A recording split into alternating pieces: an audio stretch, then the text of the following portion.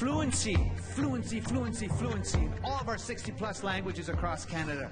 Tonight, a call to keep language alive at a world conference on preserving Indigenous languages. To bring different cultures together to share in their song and dance.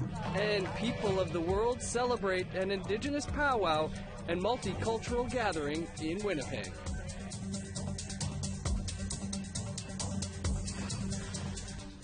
Good evening, welcome to APTN National News. I'm Dennis Ward. June 27th marks Multicultural Day, a day to celebrate the cultural diversity in Canada. APTN attended an event in Winnipeg's North End. Ashley Branson brings us that story. This is the second annual Indigenous Powwow and Multicultural Gathering. It's hosted by the White Buffalo Spiritual Society and community partners. To bring different cultures together to share in their song and dance, to try and bridge some gaps between cultures, to bring awareness to different cultures that are within Winnipeg. Indigenous, Filipino, and Chinese are just a few of the cultures in attendance, says lead organizer Melissa Atkins. Yi Kun Zhou is part of the Manitoba Chinese Women's Association's Sunny Fitness dance group. Zhou says they've been performing for 5 years and are honored to participate in this event.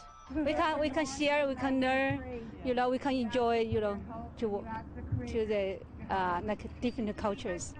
People of all ages were in attendance, even young children who danced along to the diverse music. We're basically singing in our own language, but they feel the melody, they feel the music. Michael Harris is part of the family-oriented Ivan Flett Memorial Dancers. He says the goal when they dance is to inspire the youth. With this dance, it's called the Red River Jig we do, but we also add like hip-hop so to kind of attract the youth, right? Because they're not so into cultural things all the time. So just seeing the kids watch us and seeing the smiles on their faces is probably the best for me. Sajjad Afdadi is from Iran, and he came to watch all the different performers. And he hopes his culture can take part in something like this one day. We don't have anybody to present us here, and we have really great traditions and really great dances, so hopefully one day our people, kind of try to share their experiences and their traditions to other people, and that will be, I think, the best. Organizers say the event will fall on Saturday next year and are already in the midst of planning and hope for a bigger venue for an even bigger turnout. Ashley Branson, APTN National News, Winnipeg. A much anticipated report examining the rise of methamphetamine use in Manitoba was released today. The report comes from the Illicit Drug Task Force, a 17-member group formed last December. The report is a collaborative effort from the federal, provincial, and municipal levels of government. In it, there are 22 recommendations put forth to address the ongoing meth crisis. Not included in the recommendations is the call for a safe injection site. This has been a contentious issue in the province, with the city of Winnipeg and the federal government in favor. However, the province has come out saying it doesn't believe these sites are the answer. Some of the recommendations include the need for more 24-hour safe spaces and culturally appropriate programming for youth. With 2 elections coming up, Winnipeg Mayor Brian Bowman is concerned the report will fall to the wayside. How can we best implement these recommendations now so that they don't collect dust? Because each passing day, each passing week, we are losing people in our community. It is affecting public safety of those that are suffering from addictions, but also other members of our community through some of the public safety reality that we're being confronted with as a result of meth. Today, Ontario's Doug Ford government failed to get a court to agree that a carbon tax is unconstitutional. One of the interveners in the case is the Athabasca Chippewa First Nation in northern Alberta. The lawyers lauded the victory, although it is expected to be appealed, and warned that current government actions are probably not enough to stop a 7-degree change in the north. 7 degrees is the difference between Toronto's average temperature and Sacramento, California. That kind of change, that kind of massive cranking up of the thermostat in the north will destroy the way of life of my client.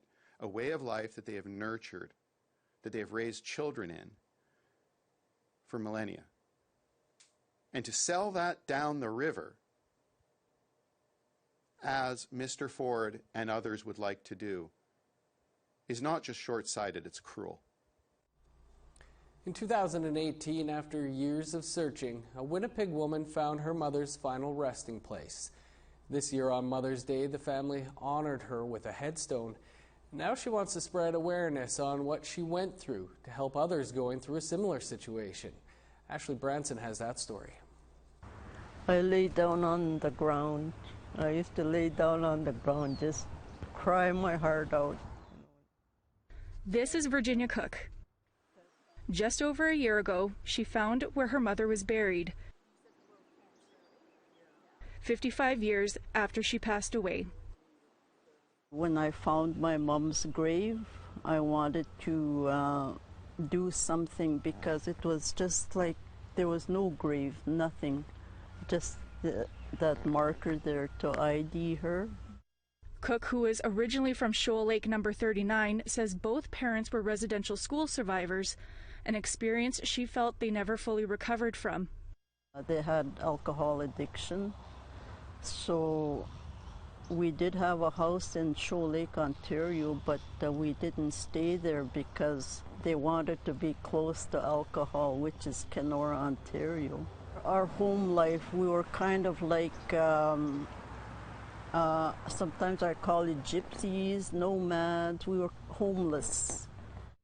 She says she was 11 years old when her and her two younger sisters were first taken into Children's Aid, which is known today as CFS. She remembers returning home twice, but ended up in Children's Aid for good by the time she was 13. Cook recalls that year was the last time she saw her mother. This is the only picture she has of her mom and dad. I was so heartbroken and grieving because I'm not with my parents. You know, I want to be with my parents, but I can't be, and this is forever, you know, till I'm 18. 2 years later, in 1963, a social worker told a 15-year-old Cook her mom had passed away. I loved my mom because for the way she was when she was sober, she was a hard-working woman.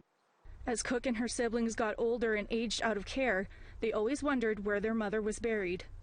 We always knew my mom as Louisa Williamson. That's what we were looking for her under that name. But they found nothing in their search. Cook began the process to receive old age pension. She found out she needed to apply for her long-form birth certificate to complete the process. When she received her birth certificate, she noticed something. On my birth certificate, it says Maggie Louise Williamson, so that's how the search, you know, that's how it came up. She says she just Googled her mother's given name, and it led her to Brookside Cemetery in Winnipeg. With the help of workers from the cemetery, she was able to find the area where her mom was buried. She was marked with a small piece of cement with the number 814, but she wanted to be sure it was her. After many phone calls, it was confirmed number 814 was her mom's resting place. It just kind of hit me how she must have been buried. So I just want to honor her in any way I can. In May 2019, Cook and her family saved up enough money to put a headstone at her gravesite, just in time for Mother's Day. Cook says she's grateful for everyone who has helped on the journey in finding her mom. She knows her family isn't the only ones who've experienced something like this, and this could have happened to others across Canada. You know, there's lots of kids, lots of children in my time, maybe even before my time, before going into care, that were apprehended, don't know where their parents are, and so sharing this story maybe give somebody a bit of light. Ashley Branson, APTN National News, Winnipeg. Quebec's Minister of Labour, Employment and Social Solidarity was in the Abenaki community of Wolinak to announce a significant financial boost for First Nations and Inuit in Quebec. On Friday, Minister Jean Beaulieu confirmed a $13 million investment towards pre-employment counseling and on-the-job resources that are sensitive to Indigenous realities. The investment comes as part of a project trying to integrate underrepresented and underemployed groups in the Quebec economy. Beaulieu says it's a move to combat poverty and social exclusion, adding that he hopes to see as many as 500 First Nations and Inuit workers on the job by 2030. Il faut les identifier, il faut aller frapper à leur porte, il faut les amener et les accompagner pour qu'ils puissent intégrer le marché du travail. Le moment est idéal, il y a des talents autochtones, il y a des chercheurs d'emploi. Well, there is a sad update to provide in the case of baby H. That little girl in British Columbia apprehended just 90 minutes after her birth. That's coming up after the break.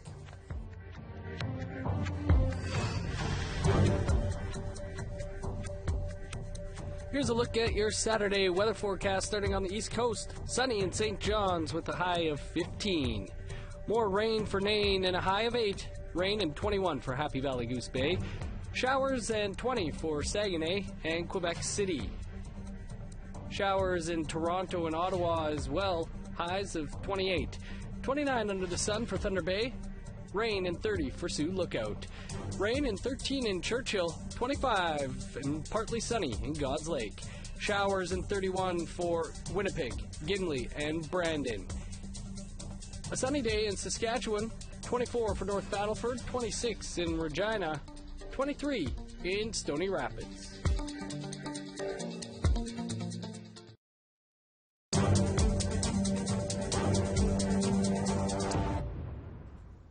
Welcome back. The saga for a Williams Lake, BC newborn who was apprehended from hospital continues after what looked to be a semi-happy ending yesterday when a judge ruled she could go home with her parents. But Melissa Ridgen joins us now to share that the situation has taken another turn. Melissa, you were here yesterday to tell us that the little girl, dubbed Baby H, had been abruptly returned to her parents Wednesday night on the eve of a court appearance. A judge said the baby should stay with her parents, but sided with Ministry of Children and Family Development, who requested one of the baby's grandmas stay with the parents too, as some sort of added safety measure. It looked like it was all settled, but it's not. What's happened? Well, right from the beginning, when this baby was apprehended on the report of neglect by medical staff at the Kamloops Royal Inland Hospital, remember, she was 90 minutes old when social workers came to tell the family that the baby was going to be seized. The parents have maintained they are as fit as any other first-time 30-something-year-old parents. They said that they don't believe that they need to have one of their mothers living with them, but the ministry has insisted. The baby's paternal grandfather suspected that this situation wouldn't work out, having parents in their 30s being parented by one of their parents for really no good reason other than he believes that they were stereotyped by medical staff and social workers. There's no evidence that these parents have done anything that constitutes neglect other than an Indigenous mom daring to, I guess, sleep off her C-section and the hospital staff taking issue with that. But the parents agreed to this living arrangement with a grandma because they had no choice if they wanted their baby back. So soon after the parents, the baby, the paternal grandmother got home from court yesterday, there was a disagreement about who was in charge in the home. The dad had said that the grandma threatened to leave, and he said, fine, leave, and she did leave, and then she called the police. So the so-called safety plan that was manufactured by the ministry essentially blew up. Police responded along with social workers who decided rather than just leave well enough alone, they were going to take the baby yet again. So where is Baby H now? She is with an aunt. Another meeting was held today. This team of social workers, they schedule meeting after meeting that the parents have to attend, and they come up with new hoops or plans. And keep in mind, they originally wanted the maternal grandma with the parents, but then it was the paternal grandma that they wanted with the parents. So Now the baby is going to stay with an aunt at least until next week. The parents can visit her. That's not a problem. But keep in mind that this is a 16-year-old or 16-day-old baby who is now in a fourth home. She's spent no time alone with her parents to bond. Her grandfather says that social workers keep saying this is all for the baby, but it looks to him like this is just a make-work project for social workers with no benefit to his grandchild. He says, in fact, it's having the opposite effect. She's being robbed of settling into life at home with her parents like any newborn should be able to do. It's really too bad for that little girl, but certainly insightful for many people who maybe don't know that this is the sort of thing that happens across the country involving thousands of Indigenous children. Melissa, thanks for the update. Thanks, Dennis. It's been about a week since APTN broke the story about baby H, who had a social worker come to apprehend the newborn just 90 minutes after she was born on the grounds of neglect. We've had a lot of response to this story with similar stories on social media. Martha Troyan is here to take us through some of those posts. Thanks, Dennis. There's been a lot of feedback on the web story about baby H and APTN's social media. A comment on our web story stated, "When CPS took my baby from the hospital, they took her before I even woke up from the anesthesia. And they said it was because the hospital said I was going to have to stay in the hospital because I had pre-eclampsia. When they wouldn't allow me to visit her or even meet her for the first time ever until 2 months later because they were busy and had scheduling difficulty during the holidays." Also, from the web story, another person told us, "My first grandchild is still in foster care and he'll be 1 year old in August, taken at birth without the consideration of placing him with me. When they did consider it, I had passed the home study and safety assessment. I get a 2-hour supervised visit. Medicine Hat CFS has so far deprived him of any and all traditional and cultural way of life." And another comment, "I'm going through the same thing in Alberta. They took my baby from the hospital, saying that even though they were housed, they didn't consider me to be stable enough to have her until living in the same house for a year." On a Facebook, a viewer told us, "Had a C-section to deliver baby, and the hospital had me in recovery without my baby for at least this long. And when I was finally sent to the same floor as him, they tried to pump me full of morphine, which I refused. But had I not fought to not take it, I too would have been out of it and difficult to ruse." Also from Facebook, "They tried to take my daughter away from me in 1977. I was married, but I was a young Indigenous woman. A social worker came into my room and tried to make me sign papers to give her up. I refused to sign the papers and told her to get out of my room." Another Facebook post shared, "The story so closely resembles what happened to our family in the same area and at least to 2 other women families I am personally aware of. The lies, the backpedaling, the changing of stories, the denials, the provoking, the lack of true assessment being done. Can a class action suit be started?" These are just a few, but we have dozens more like this. Thanks, Martha, and keep sharing those stories. Well, time for another quick break, but stick around. There's more to come.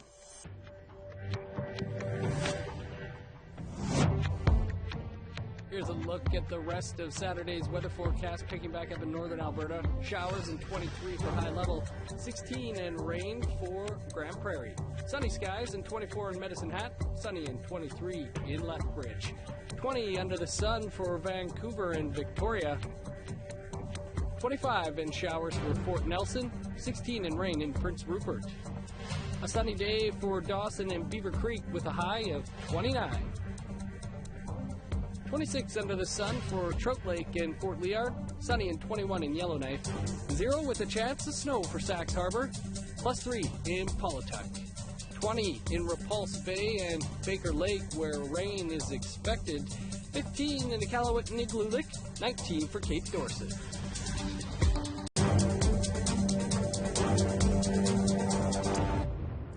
Welcome back. A major conference to promote the protection of Indigenous languages around the world wrapped up in Victoria earlier this week. Halisut Let the Languages Live was held as part of the United Nations International Year of Indigenous Languages. APTN's Simone Charland was there. Get to see the pride That was acceptance and validation. That is what knowing your own language means to Perry Bellegarde, National Chief of the AFN. Bellegarde spoke at the opening of the 2019 International Conference on Indigenous Languages in Victoria, BC. But we want fluency, fluency, fluency, fluency in all of our 60-plus languages across Canada. Gatherings like this conference are important for sharing best practices, listen and learn from each other. Your efforts to ensure that our languages, our Indigenous languages, remain living languages matters immensely. Tracy Herbert helped organize the event, which had more than 1,000 attendees from over 20 countries. It was really important to bring our language champions from across British Columbia, Canada, and around the globe to celebrate and to hold each other up. And we also wanted to have an opportunity to share our gifts with each other because there's some amazing work in language revitalization going on. And often when we get together, this can really spark innovation that we can take home to our communities. The conference heard that 40% of the estimated 6,700 languages spoken across the globe are in danger of being lost. Despite that gloomy statistic, Lorna Williams from the University of Victoria feels that more Indigenous youth are becoming fluent in their traditional languages. It's people everywhere who are feeling uplifted by their language and who are willing to do something about keeping their languages alive. This younger generation are people who haven't experienced to the great extent that the other previous generations have of the racism, of the ridicule, of the devaluation, of the denigration of Indigenous languages. You know, young children can learn any language that they're a part of. And so in March, we affirmed this commitment when we tabled the government's 2019 budget. Although it was announced in the last federal budget that $300 million will be attached to the Indigenous Language Bill, it is still unclear how the money will be spent. I think there's a great deal of interest in making sure money goes to grassroots and to the programs that people really know work. But there's young people wanting to make apps. There are all kinds of interesting technological approaches, but I think that most people feel that there's immersion is the way that you get fluent speakers. But beyond the money, Lorna would like to see a collective effort to protect Indigenous languages from people all across the country. Each Canadian should be learning and knowing the language that their forebears came to and where they now exist. And that's what I urge every Canadian to do. Simon Charlin, APTN National News, Victoria. Well, that is your APTN National News for this Friday. For the latest, visit our website, aptnnews.ca. I'm Dennis Ward. Thanks for joining us. Have a great weekend.